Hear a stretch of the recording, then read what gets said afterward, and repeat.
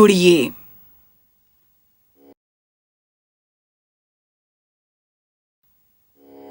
एक समय की बात है। भारत में एक राजा था, राजा राघवेंद्र, जिसे बस पहेलियां सुलझाना बहुत पसंद था। एक दिन उसने अपने सबसे अच्छे मित्र राजा विलास राव से एक उपहार पाया। महाराज, मैं एक उपहार लाया हूँ अपने राजा महाराज विलास राव की ओर से, स्वीकार करें। आहा, ये जरूर एक पहेली होगी। तुम्हारे राजा और मैंने मिलकर बहुत पहेलियां सुलझाई हैं जब हम गुरुकुल में थे। कृपया महल में आराम से रहिए। इस बीच मैं विलास के लिए जवाब लिख रहा हूँ। धन्यवाद महाराज। देखो, अगर तुम तीनों गुड़ियों में कोई अंतर ढूंढ सको। धन्यवाद विलास, और मैं तुम्हें विश्वास दिलाता हूँ कि मैं जल्दी ही तुम्हें इसका जवाब भेजूंगा। राजा ने तीनों गुड़ियों को एक मेज पर रख दिया और उनका निरीक्षण किया। उसने घंटों बिताए गुड़िया का हर पहलू जांचते हुए, पर उसे उनमें कोई भी अंतर न मिला। राजा सोचने लगा कि वो कहाँ चूक रहा है, और अंत में बहुत सोच विचार के बाद उसने अपने दरबार के सबसे बुद्धिमान व्यक्ति को बुलाया। देखो, अगर तीनों गुड़ियों में तुम्हें कोई अंतर नजर आता है तो। मैं अपनी पूरी कोशिश करूंगा महाराज। बुद्धिमान व्यक्ति ने तीनों गुड़ियों का हर संभव विस्तार से निरीक्षण किया, पर वो भी उनमें कोई अंतर न ढूंढ सका। मुझे माफ करना महाराज, पर मेरी राय में तीनों गुड़ियां बिल्कुल एक समान हैं। ये कैसे हो सकता है? शायद आपका मित्र आपसे मजाक कर रहा है। मेरा दोस्त पहेलियों के संदर्भ में कभी मजाक नहीं करता। शायद हमारे दरबार के विदूषक ने बढ़िया काम किया होता। तभी दरबार का विदूषक जो वहाँ से गुजर रहा था, उसने ये सुना और कमरे में दाखिल हुआ।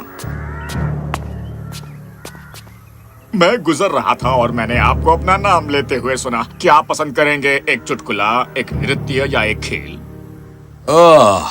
अगर एक बुद्धिमान इसे नहीं समझ पाया तो शायद एक विदूषक समझ सके। क्या तुम इन तीनों गुड़ियों में कोई अंतर ढूंढ सकते हो? वो एक जैसी महसूस होती हैं, एक जैसी नजर आती हैं, वजन भी एक जैसा है और मुस्कुराहट भी एक जैसी है। इनकी तो आवाज भी एक जैसी है।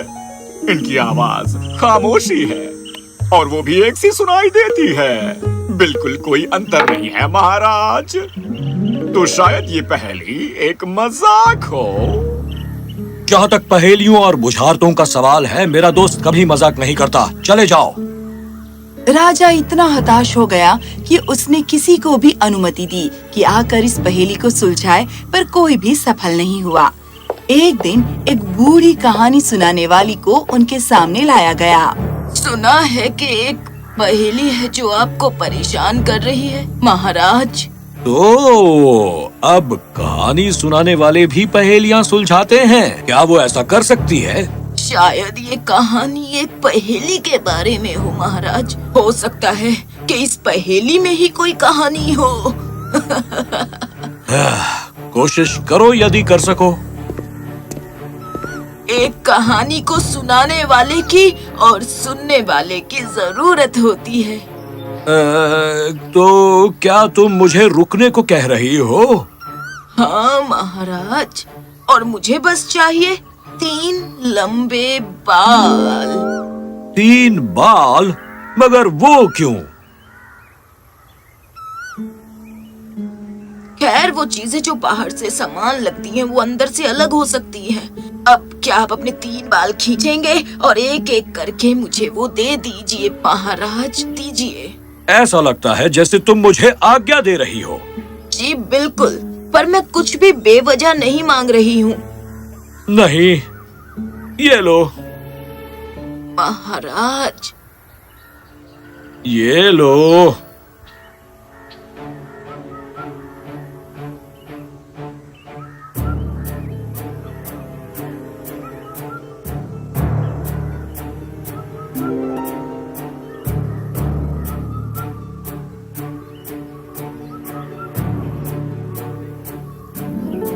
ये सब क्या है? इसका मतलब क्या है? खैर, पहली गुड़िया बुद्धिमान व्यक्ति की है। वो सुनता है, हर शब्द को ग्रहण करके अपने हृदय की गहराई में रखता है। दूसरी गुड़िया एक मूर्ख की है। वो बात को एक कान से सुनता है और दूसरे से निकाल देता है। तीसरी गुड़िया खैर कहानी सुनाने वाली की है। जो वो सुनती है वो आगे दूसरों को बताती है। तो किस प्रकार का व्यक्ति सर्वोत्तम है तुम्हारे ख्याल से? ये परिस्थिति पर निर्भर करता है महाराज। कई बार कुछ बातें होती हैं जो रहस्य ही रखनी चाहिए। कई बार चुगली जैसी बातों पर ध्यान नहीं देना चाहिए। फिर कुछ बातें होती हैं जैसे कि कहानियाँ या ज्ञान या सबक जो हर एक से साझी की जानी चाहिए ताकि हर कोई उनसे लाभ प्राप्त कर सके। ये स्वयं गुड़िया नहीं है जो अच्छी या बुरी है। ये उस पर निर्भर करता है कि आप किस परिस्थिति में किस गुड़िया का इस्तेमाल करते हैं।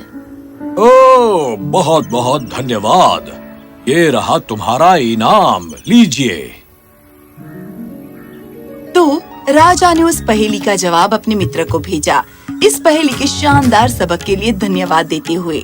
हर बार जब उसे फैसला करना होता है कि किसी सूचना के बाबत क्या करना है, चाहे उसे रहस्य रखना है या उसे नजरअंदाज करना है या उसे साझा करना है, वो हमेशा 3 गुड़ियों के बारे में सोचता और ये उसके फैसले में मदद करता।